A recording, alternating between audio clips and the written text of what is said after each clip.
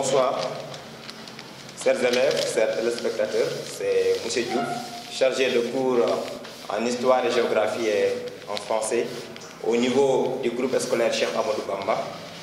Aujourd'hui, nous allons faire français et plus précisément sur le théâtre.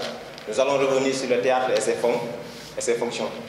Avant tout d'abord, permettez-moi de remercier mon directeur, M. Gueye, qui n'a ménagé aucun effort pour accompagner les élèves. Vous savez que 21 jours, ce n'est pas quelque chose tout simplement facile ou bien donner n'importe qui de rester à la maison. Mais nous, avec M. Gueye, avec l'innovation qu'il a tout simplement dans l'esprit, il a eu tout simplement, c'est-à-dire à engager ou bien tout ça, à avoir des partenariats avec certains médias et certains réseaux pour donner les élèves le contenu qu'ils devaient avoir en classe. Donc, c'est de là que je vais commencer. Je vous ai dit qu'aujourd'hui, on va faire le théâtre et ses fonctions. Vous savez bel et bien que le théâtre est un genre littéraire le plus souvent négligé par les élèves. Et ça fait partie tout simplement des genres littéraires que les élèves doivent respecter. Parce que vous voyez, l'année passée au bac, c'est les gens qui s'étaient présentés. Et on a vu tout simplement, c'est-à-dire des dissertations où les élèves employaient des téléfilms. Et aujourd'hui, nous allons essayer d'expliquer les élèves qu'est-ce que le théâtre et donner ses fonctions. Avant tout, aussi, permettez-moi de remercier les donneurs universels comme professeur Diaw et encore M. Badji, que je connais bien, qui est actuellement au niveau de lycée de Diabé dans l'IF de Pété. Donc c'est quelqu'un tout simplement, c'est-à-dire que je connais bien. Et aujourd'hui, nous allons faire le théâtre et ses fonctions. Le théâtre et ses fonctions.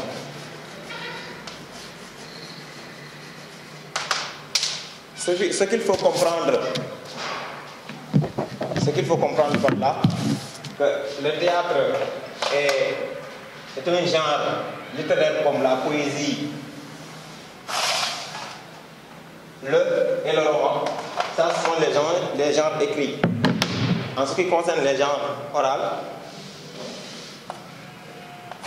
en ce qui concerne les genres oraux, on ne va pas toucher, mais on va essayer de se limiter au niveau des genres écrits. Donc, le théâtre et ses fonctions. Avant tout, commençons tout simplement, c'est-à-dire à expliquer l'étymologie du mot et son origine. Le mot théâtre vient de la Grèce. Vous savez que la Grèce est un pays de savants. Et ça, c'est depuis l'Antiquité, avec les philosophes, les Socrate, les Aristote et consorts. Et pour la première fois, le mot est apparu là-bas. Et étymologiquement, ça signifie théaouma. Théaouma est le mot grec qui signifie regarder. Regarder ou bien contempler. Contempler quelque chose. C'est toujours le synonyme de regarder. Donc, le théâtre en français signifie regarder et contempler. Il a été employé pour la première fois dans un hémicycle pour les spectateurs. Donc, c'est un genre très intéressant. C'est un genre que les élèves ont l'habitude de confondre avec les téléfilms. Le théâtre n'a aucun rapport, ou bien le théâtre, c'est-à-dire, est différent des téléfilms. Le théâtre proprement dit n'est pas tout simplement n'est pas un téléfilm. Donc, ce qu'il faut comprendre par là, nous allons étudier le théâtre en 4 axes. Nous allons étudier premièrement les genres dramatiques du théâtre, après étudier les personnages, avant de terminer avec ses fonctions. Donc, c'est ce qu'il faut retenir. Le mot est né pour la première fois en Grèce, qui signifie théaouma, regarder ou contempler. C'est une art de représentation qui essaie tout simplement, c'est-à-dire de montrer des histoires et essaie de relater des histoires de la société. Et nous avons des célèbres comme Molière qui a écrit tout simplement beaucoup d'ouvrages sur le théâtre. Donc, pour commencer, nous allons commencer avec l'étymologie et l'origine. Je vous ai dit que le théâtre vient du théâtre, signifie regarder et contempler. Un théâtre, c'est quelque chose qui respecte une règle ou bien des règles, les règles de 3 unités, à savoir le lieu, le temps et l'espace. Ce sont ces règles, ce sont ces 3 règles d'unité que le théâtre doit respecter. Pour revenir sur le premier axe que nous allons voir, c'est tout simplement, c'est-à-dire les genres dramatiques. Le théâtre est composé de différents genres dramatiques, mais les élèves ont tendance à faire, c'est-à-dire une confusion entre les genres dramatiques et les fonctions du théâtre. Premier genre dramatique à noter, c'est la comédie. La comédie, c'est quelque chose tout simplement, c'est-à-dire qui fait divertir les spectateurs. Là, les élèves doivent aussi comprendre que la comédie aussi, c'est-à-dire peut être une fonction. Il devient une fonction dans la fonction divertissante. Mais ils doivent savoir entre genre et fonction, ce n'est pas la même chose. Ici, les genres dramatiques, ce ne sont pas des fonctions. Il y a la comédie. J'ai dit que la comédie, c'est l'art de faire divertir, c'est l'art de faire rire. Nous pouvons prendre l'exemple de Malade imaginaire de Molière, là où tout Argan c'est-à-dire a simulé sa maladie pour donner, c'est-à-dire sa fille à un médecin. Et il a simulé sa maladie pour donner, c'est-à-dire sa fille. Comme que, vous savez, les médecins dans l'Antiquité, ce sont, c'est-à-dire, des personnes les plus respectées. Ils étaient respectés et Argan a simulé pour donner sa fille parce qu'il avait deux filles avec sa femme, sa première femme, parce qu'il est devenu veuf avant d'épouser, c'est-à-dire sa seconde femme, et il a simulé pour donner à Angélique, un médecin du nom de docteur Defrus, pour donner, c'est-à-dire au docteur Defrus sa fille. Mais finalement, ils ont compris qu'il est en train de simuler tout simplement sa maladie pour donner sa fille, la mère de sa fille à docteur Defrus. Là aussi, c'est quelque chose qu'on doit comprendre. Et aussi, on peut prendre un autre exemple, quand on parle tout simplement de la comédie. 3 prétendants au mari de Oyonombia. Oyonombia, il a écrit 3 prétendants au mari. Vous voyez avec le mot aujourd'hui, toutes les jeunes, ou bien tous les jeunes garçons, c'est-à-dire travaillent pour payer le dot des filles, tout simplement. C'est-à-dire, donc, là aussi, ce sont des exemples qu'on peut prendre. Ça, c'est le premier genre dramatique qu'on doit comprendre. Deuxième genre dramatique, c'est le genre tragédie. Le genre tragédie. Ce qu'on doit comprendre au niveau du genre tragédie, c'est un genre tout simplement, c'est-à-dire où le sort est tragique. Où le sort est tragique. Il y a toujours un bain de sang qui coule. Il y a toujours un bain de sang qui coule. On peut prendre l'exemple de Fête de Jean Racine. Fête de Jean Racine, c'est un des exemples parfaits qu'on peut prendre, parce qu'à la fin, nous avons vu tout simplement, c'est-à-dire Thésée, ce qu'il a fait à son fils Hippolyte. Et aussi, en prenant l'exemple aussi de Phèdre, lui qui est par la suite, qui s'est suicidé. Ça, c'est de la tragédie. Ça fait partie des genres. Troisième genre, c'est la tragicomédie. La tragicomédie, certains, souvent, ils pensent que quand ça finit, ça termine par la comédie. Mais la tragicomédie ne signifie pas toujours que ça termine par la comédie. La tragicomédie, c'est au début, ça commence tout simplement, c'est-à-dire par des gestes ou bien par des cas tragiques, mais qui se terminent le plus souvent, c'est-à-dire, comme on le dit le plus souvent, plus de peur que de mal. Quand ça termine, ce n'est pas un bain de sang qui coule, mais c'est tout au début que le bain de sang qui coule. On peut prendre l'exemple de l'exil de Albouri. Albouri, il a nommé de Cheikh Alioune Ndao, c'est lui qui a écrit ça, l'exil de Albouri, de Cheikh Alioune Ndao. Dans l'exil de Albouri, Cheikh Alioune Ndao, il explique la manière dont Albouri a exilé en Ségou. C'est-à-dire tout au début, il explique. Il a nommé comme prince Samba Laobé. Samba Laobé assoiffé de pouvoir. Il était assoiffé de pouvoir à tel point qu'il ne voyait pas, c'est-à-dire aller avec Albouri. Finalement, lui, il est resté là. Il a essayé tout simplement de tuer l'ensemble des sages qui respectaient ou bien, c'est-à-dire qui avaient fait alliance avec Albouri. Mais au début, il y a un bain de sang. Et à la fin, il y a un exil de Albou, toute la famille et tous les gens. Donc vous voyez, au niveau de la tragicomédie, à la fin, il n'y a pas un bain de sang. Donc c'est ce qu'on doit comprendre par la comédie. Le drame, je crois bien que le drame, ça veut dire dit son nom. Le drame dit son nom. En entendant drame, c'est-à-dire automatiquement on comprend, c'est-à-dire que c'est quelque chose qui est dramatique. Et quelque chose tout simplement, c'est-à-dire qui peut être à la fois tragique, qui peut être tout simplement, c'est-à-dire d'une situation malheureuse. Donc là, vous devez comprendre que par là, les genres ne sont pas les fonctions. Les genres dramatiques sont différents des fonctions du théâtre. Ça, ce sont des genres. Les genres, retenez bien, c'est, premièrement, c'est la comédie, l'art de faire rire et faire divertir. Deuxièmement, c'est tout simplement, c'est-à-dire la tragédie. Troisièmement, c'est la tragicomédie. Et quatrièmement, c'est tout simplement le drame. Donc, il faut comprendre par là que ce sont les genres qu'on peut noter au niveau du théâtre. Ça, c'est différent tout simplement, c'est-à-dire des fonctions. C'est différent des fonctions. Et vous avez beaucoup d'exemples. Vous pouvez aller tout simplement à travers les nets. Il y a des exemples de théâtre tragique, il y a des théâtres comiques que vous pouvez avoir et qui peuvent vous servir des illustrations. Et comme grand 2, on avait noté pour le grand 2, ça sera tout simplement l'action théâtrale. L'action théâtrale, oui, il est important de faire savoir aux élèves que signifie l'action théâtrale. L'action théâtrale, c'est l'exposition. Ça commence toujours par l'exposition. Elle correspond au démarrage. Quand le théâtre commence, actuellement vous allez au niveau du grand théâtre, quand vous allez être, c'est-à-dire comme spectateur en train de regarder. Premièrement, c'est-à-dire dans l'action, ce qui doit commencer en premier lieu, c'est l'exposition, c'est le démarrage du théâtre. Et deuxièmement, c'est le nœud, ce sont les tensions qui existent à l'intérieur des scènes qu'on existe. À l'intérieur des scènes, c'est ce qu'on appelle le nœud. Le nœud, c'est toujours tout simplement quelque chose qui se produit à l'intérieur des scènes.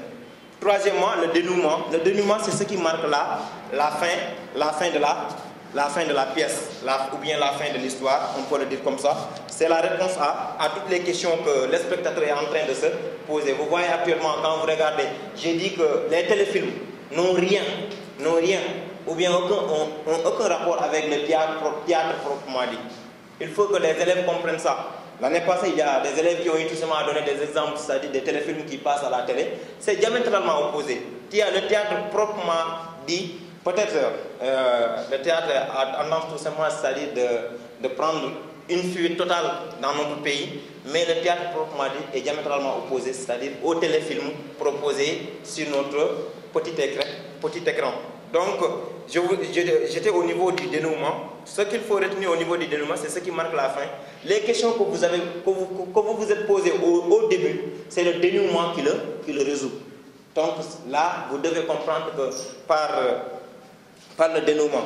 Et en grand 3, ce sera tout simplement, c'est-à-dire le parole théâtrale. Parole théâtrale, il y a un dialogue qui existe dans le théâtre. Un dialogue, c'est au minimum entre deux personnes. Un dialogue qui existe, c'est tout simplement au minimum entre deux personnes. Mais souvent, c'est-à-dire, certains disent qu'un dialogue doit avoir trois personnes. Mais quand deux personnes sont en train de discuter, c'est un dialogue. C'est un dialogue. Là, c'est le premier parole. Ou bien c'est la première parole du théâtre. Et deuxième, c'est le monologue. Quand on parle de monologue, qu'entend-on par mot? C'est un. C'est-à-dire par le mot. Donc là, c'est l'acteur. L'acteur lui seul qui est en train de s'exprimer. Il n'y a pas de dialogue. Quand c'est quelqu'un qui parle, on parle de monologue. Et ça n'a rien à voir avec les fous, tout simplement, c'est-à-dire qui marchent dans les rues, en train de parler avec eux. C'est diamétralement opposé. Et en troisième lieu, en ce qui concerne les paroles théâtrales, on a l'apathé. Dans l'apathé, c'est une parole ou conversation essence avec le public. Quand vous voyez tout simplement, c'est-à-dire quand on fait la présentation, je vais prendre un exemple. Abba No Stress, c'est un exemple tout simplement, c'est-à-dire qui n'a rien à voir avec le théâtre. Souvent, il parle avec le public. il vient tout ça, il leur tend un micro. C'est ce qu'on appelle tout simplement l'aparté. C'est ce qu'on appelle l'aparté. Et quatrième parole théâtrale, c'est la tirade, essence de parole, très long, écrit tout simplement, c'est-à-dire entre les acteurs. Quand ils prennent tout le temps, par exemple, plusieurs minutes en train de s'exprimer entre eux, c'est ce qu'on appelle tout simplement, c'est-à-dire la tirade. Et on termine avec le quiproquo. Un quiproquo, c'est un dialogue, là où tout simplement, c'est-à-dire eux, les acteurs, ils font tout simplement la sourde oreille ou bien le sourd-muet. C'est ce qu'on appelle le quiproquo. Le quiproquo, par le quiproquo, on comprend que les acteurs, eux, ils font tout simplement, c'est-à-dire le sourd. Ils ne parlent pas.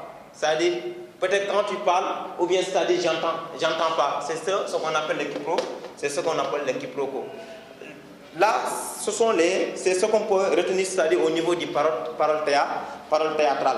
Ce qu'on doit retenir au niveau du parole théâtral, ce sont tout simplement, c'est-à-dire ces caractéristiques que je viens d'énumérer. Et aussi, il faut les comprendre. Oui, peut-être qu'il est très rare de les voir à l'examen. Il est très rare de voir tout simplement, c'est-à-dire l'action théâtrale et les paroles théâtrales. Là où ce qu'on a besoin au niveau, le plus souvent à travers les sujets de dissertation, ce sont les fonctions. C'est connaître les fonctions. Là, c'est la question la plus cruciale ou bien la question la plus importante. Donc, en grosso modo, c'est ce qu'on peut retenir dans l'action théâtrale et dans les paroles théâtrales, avant tout simplement d'attaquer ce qui est très essentiel dans le théâtre. En premier lieu, je vais parler tout simplement, c'est-à-dire les genres dramatiques. Retenez bien que les genres dramatiques n'ont rien. Les genres dramatiques, ce ne sont pas les fonctions. Les genres dramatiques ne sont pas des fonctions. Les genres dramatiques peuvent se retrouver à l'intérieur des fonctions, mais ce ne sont pas des fonctions. Maintenant, on va essayer sans plus tarder de vous expliquer d'une manière plus brève les fonctions théâtrales. D'une manière plus brève, on vous explique les fonctions théâtrales. Comme on l'a fait avec la poésie. On avait expliqué avec la poésie, on dit que c'est le verbe dire.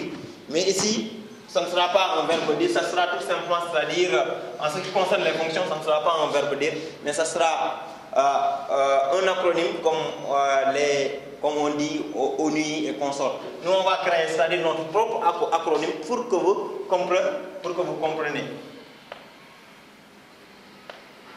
Divertissement, deuxième fonction cathartique, troisième fonction, quatrième fonction et la fonction documentaire.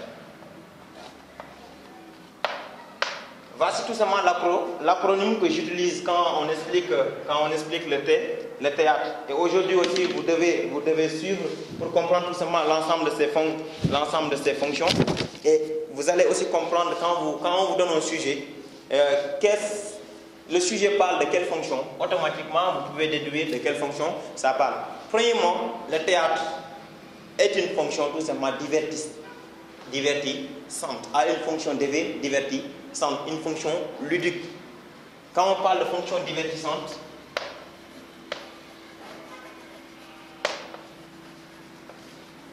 fonction divertissante ou bien fonction divertissement. Comprenez que l'une des fonctions prioritaires du théâtre, c'est la fonction divertissement ou bien la fonction divertissante. Fonction divertissement. Et par ce divertissement, le théâtre nous enseigne. Par ce divertissement, le théâtre nous enseigne. C'est ce qu'on appelle la fonction didactique. Donc, en premier lieu, ce que je dois comprendre par le théâtre, c'est tout simplement la fonction divertissement. Il a comme fonction prioritaire la fonction divertissement et par le biais de cette fonction divertissement, il enseigne. Il nous donne tout simplement, c'est-à-dire la fonction didactique. Cette fonction a été employée par Molière quand il dit tout simplement castigar. C'est en espagnol, vous savez bel et bien que peut-être qu'on va essayer de revenir. J'ai oublié la suite. Castigar moreno. Castigar c'est-à-dire corriger tout simplement, c'est-à-dire le théâtre corriger tout simplement l'état de la société par le rire.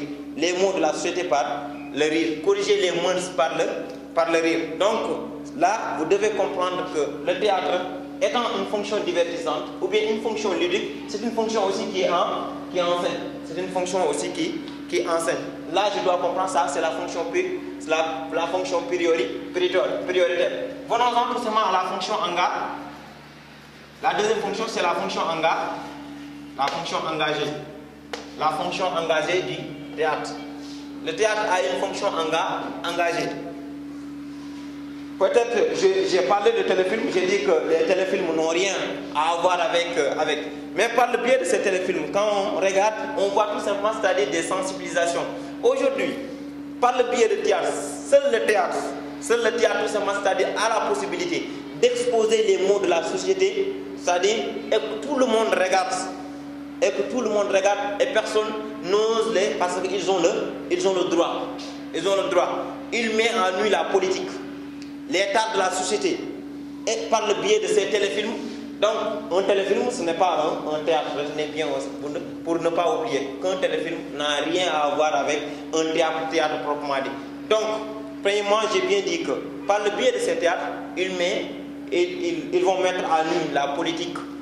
Aujourd'hui, un peuple élu, qui a élu un président, et un président qui fait tout simplement tout ce qu'il veut, tout ce qui lui bon sens. C'est-à-dire, là, on comprend que le théâtre a les capacités tout simplement de dénoncer tout simplement ce qu'il est en train de faire. Je prends le plus souvent, je prends l'exemple de Crocodile de Bossingwa. Je ne sais pas, est-ce que vous l'avez regardé? Oui, c'est un film. Mais par le biais de Crocodile de Bossingwa, on comprend bel et bien que c'est la situation en Afrique. Un président tout simplement qui ne connaît même pas ses fils. Il privilégie le pouvoir que sa famille. Donc tout cela, c'est-à-dire, c'est seul le théâtre tout simplement a les capacités ou bien a les moyens de dénoncer ça. Et il y en a tant d'exemples tout simplement, c'est-à-dire qu'on peut prendre par le biais de ces fonctions. Il y a Jean Anouilh en donné l'illustration quand l'Allemagne a occupé la France, dans l'Antigone, il avait donné ça, il dénonçait c'est-à-dire l'occupation allemande à la France. Il a dénoncé ça dans Antigone. Jean Anouilh, il dit tout simplement que les Allemands n'ont pas le droit tout simplement d'assiéger la France. Parce que la France est un pays indépendant comme l'Allemagne. C'est ce qu'il dit tout simplement à travers. Mais là, il a exposé à nu la manière de faire des Allemands. Antigone dans Anouilh. La fonction cathartique.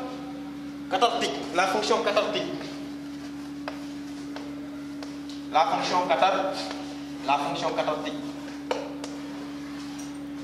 Une fonction très intéressante. Le plus souvent, les élèves se posent la question à savoir ce que signifie fonction cathartique. Je vais être simple. La fonction cathartique, moi, d'habitude, je dis que c'est une fonction qui fait inquiéter. C'est une fonction qui fait inquiéter. Vous voyez, souvent, on crée des théâtres. Quelqu'un, c'est-à-dire qui est animé par des sentiments jusqu'à oublier sa religion. On fait tout simplement, c'est-à-dire un théâtre qui a une fonction cathartique. C'est pour faire quoi? C'est pour l'inquiéter et pour lui faire retourner en Dieu. Aujourd'hui, la maladie qui est en train tout simplement de sévir le monde. Moi, je peux le prendre comme un théâtre. Pourquoi je peux le prendre comme un théâtre? Aujourd'hui, un théâtre cathartique. Pourquoi? C'est-à-dire parce que cela a inquiété tant. Et beaucoup de gens, par cette maladie, sont en train tout simplement de se retourner en Dieu. Et il y a des gens tout simplement, avant la maladie, ils faisaient tout ce qu'ils voulaient. Donc par le biais tout simplement la fonction cathartique, il essaie tout simplement de nous inquiéter. Il essaie, c'est-à-dire, de s'aimer le terreur en nous. Il essaie de semer un terreur en nous. Même les ouvrages, tout ça, Pomme ferme, ont été inspirés à partir de cette fonction qui est une fonction cathartique. Dans cette scène, c'est-à-dire, dans cette scène cathartique, on essaie tout simplement, c'est-à-dire de nous expliquer comment. On essaie de nous expliquer comment éviter tout simplement, c'est-à-dire ces sentiments et comment diminuer, c'est-à-dire ces passions. Ces passions. Il y a des gens aveugles, il y a des gens aveuglés par l'amour, tout simplement, jusqu'à oublier, c'est-à-dire ce qui est prioritaire, ce qui est tout simplement, c'est-à-dire prioritaire. Ça, c'est la fonction cathartique. Et la fonction documentaire, c'est une fonction tout simplement, c'est-à-dire que je peux dire, à travers beaucoup de fonctions, c'est une fonction qui regroupe beaucoup de fonctions. Pourquoi je dis ça? C'est une fonction qui essaie tout simplement de transmettre des générations en génération. Une fonction documentaire, la fonction documentaire. Qu'entend-on par documentaire? C'est-à-dire c'est pour se documenter. Et ici, par la fonction documentaire, ça essaie tout simplement de nous rappeler l'histoire. Moi, à un moment donné, je dirais que Daré Koch a accompagné beaucoup parce qu'ils nous ont permis de connaître, c'est-à-dire la vie de nos rois, de nos royaumes. Ils nous ont permis de connaître la vie de nos royaumes par cette fonction documentaire. Boubacar Boris Diop, aujourd'hui, si ce n'était pas Boubacar Boris Diop, moi, je ne pouvais pas comprendre tout simplement, c'est-à-dire, je ne pouvais pas comprendre le massacre du camp de Thiaroye. Et par le biais de Boubacar Boris Diop, j'ai eu tout simplement, c'est-à-dire à comprendre comment s'est passé tout simplement, c'est-à-dire le massacre de camp de Thiaroye. Là, c'est un exemple parfait. Et c'est un documentaire, ça essaie tout simplement, c'est-à-dire de nous rappeler une histoire qu'on n'a pas assistée. Dans cette fonction documentaire, ça essaie tout simplement de nous rappeler une histoire qu'on n'a pas eu à assister. Donc, là, en grosso modo, ou bien d'une manière plus tout simplement, c'est-à-dire restreinte, c'est ce qu'on doit retenir au niveau du théâtre. C'est la fonction divertissement, la fonction engagée, la fonction cathartique et la fonction documentaire. Comme en poésie, la poésie, le plus souvent on parle de la fonction lyrique, la fonction engagée, la fonction esthétique ou bien la fonction didactique. Là, ce sont les fonctions premières. Les fonctions premières du théâtre, c'est tout simplement la fonction divertissement, la fonction engagée et la fonction cathartique. Donc, c'est ce que j'avais tout simplement à vous expliquer au niveau des fonctions. Et vous pouvez aussi retenir, c'est-à-dire à travers, on a des exemples qui vous permettront, quand il s'agit tout simplement de la fonction engagée, la fonction divertissement, on peut prendre le tartuffe de Molière, là où il parle, c'est-à-dire les mauvaises surprises de Orgon. Et dans la fonction engagée, on peut prendre encore Jean-Henri, j'avais parlé ça tantôt, l'Antigone. Et la fonction documentaire, on peut prendre l'exemple de Boubacar Boris Diop, là où il parle tout simplement, c'est-à-dire le massacre de Tchad, où il a appelé Thiaroye terre rouge. Thiaroye terre rouge. Hein? Oui, Thiaroye terre rouge. Là où il a employé les Ismaël Lô, vous voyez, avec son fameux, je ne sais pas c'est-à-dire comment il le fait, tout cela, c'est-à-dire, ça fait partie de la fonction documentaire. Et la fonction cathartique, comme je l'ai dit, c'est-à-dire ça bride les passions, c'est l'être humain. On peut prendre tout simplement, c'est-à-dire l'exemple de fait et l'imaginer à partir de la fonction cathartique. Donc, ce qu'il faut retenir au niveau des théâtres, c'est ça, c'est-à-dire les deux grands axes que je vais tout simplement, c'est-à-dire essayer de revenir, c'est sur l'axe, premier axe, qui parle tout simplement des genres dramatiques. Il faut savoir que les genres dramatiques sont diamétralement opposés, tout simplement, c'est-à-dire sont diamétralement opposés aux fonctions. Donc, j'ai parlé des genres dramatiques. Quand on parle de genres dramatiques, c'est la comédie, la tragicomédie et le drame. Et en ce qui concerne les fonctions, c'est la fonction divertissement, la fonction engagée, la fonction cathartique et la fonction documentaire. Et je vous remercie. Merci beaucoup.